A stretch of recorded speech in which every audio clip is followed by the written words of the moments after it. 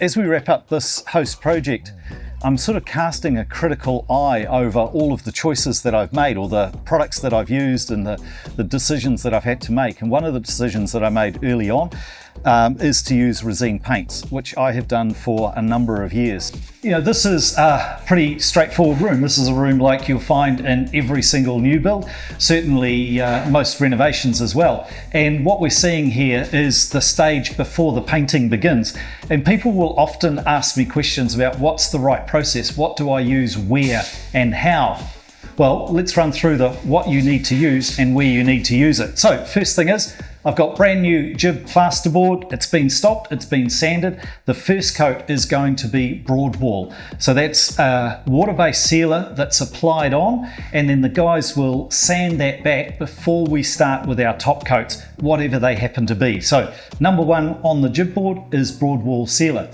The next thing is you've got bare timber on the scotias and on the architrave. So quick dry is absolutely fine. Some people prefer to use oil base. I typically have always used oil base in the past, but a sealer coat before you start with your top coats there. And then the other tricky thing with this room is that I've got these Remu tongue and groove ceilings that were polyurethane, and I want to paint those. So the first thing that the guys have done there is given it a light sand just to lose the gloss from the polyurethane, and then used smooth surface sealer. That's the first coat that you need to apply over existing polyurethane in order for all of your subsequent coats to key into it really, really well. Because I don't want my new paint peeling off because I haven't done the prep well. And in fact, in this room, I've got an example of exactly that. When I was up doing the scotias the other day, I took a tungsten, scraped along the old boards there, and the paint that was put on 20-30 years ago is simply flaking off.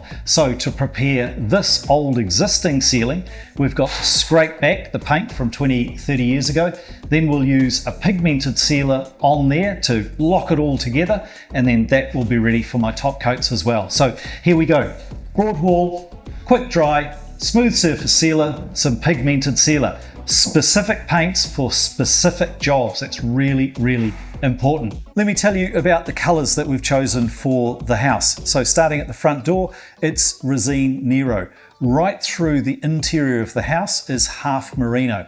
I've used that with Space Coat on the ceiling for the special ceiling paint. I've used Space Coat on the walls. We've got all of the trim done in Lustracryl. It's all Resene half merino. The doors we've picked out in Karen Walker's foggy grey colour, and then linking the front door to the backyard, all of the fencing on the outside of the property is also in Resene Nero. The outside of the house, we've gone really simple, really traditional.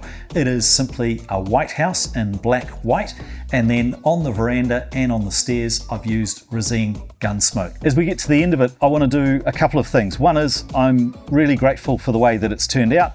I think that the colour choice, the product choice has been great, and then I'm going to do my part as well and make sure that I'm back in a year's time to wash it, because that's going to keep it looking as good as it is today for many years into the future.